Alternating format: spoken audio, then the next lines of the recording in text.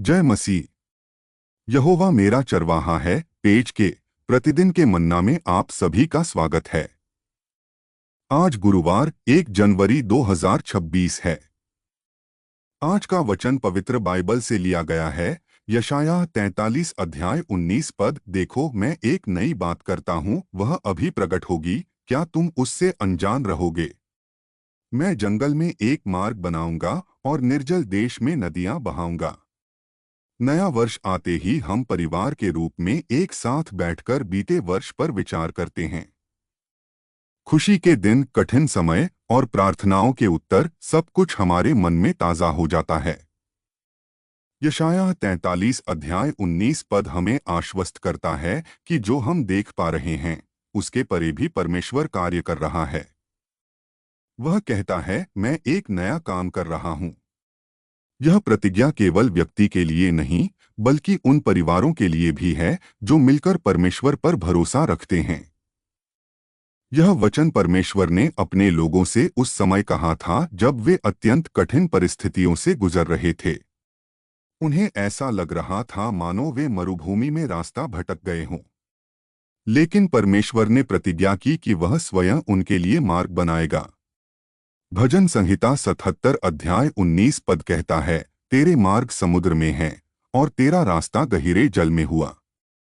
हमारे परिवारों में भी कभी कभी ऐसे समय आते हैं जब भविष्य अनिश्चित लगता है, पढ़ाई, काम, स्वास्थ्य या आर्थिक चिंताओं को लेकर। यह वचन हमें याद दिलाता है कि परमेश्वर हमारे आगे आगे चलता है।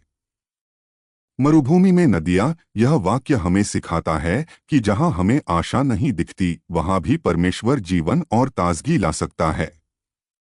जब हम थक जाते हैं या हतोत्साहित होते हैं, तब वही हमारी शक्ति और शरण होता है।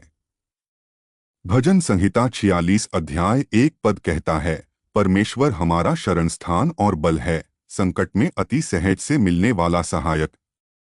जैसे पानी सूखी भूमि को जीवित कर देता है, वैसे ही परमेश्वर की उपस्थिति हमारे परिवारों को नई शक्ति देती है।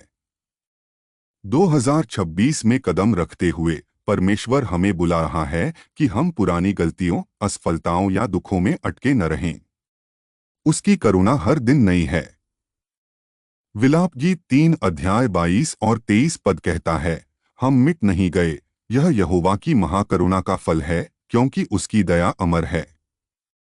प्रति भोर वह नई होती रहती है, तेरी सच्चाई महान है।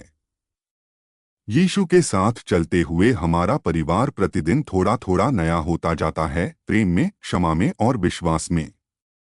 दूसरा कुरिन्थियों 5 अध्याय 17 पद कहता है, इसलिए यदि कोई मसीह में है तो वह नई सृष्टि है, पुरानी बातें बीत गईं, देखो सब नई हो गईं।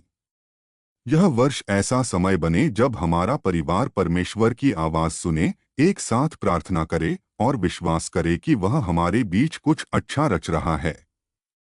परमेश्वर अपने वचन के द्वारा हमें आशीष दे। आमीन।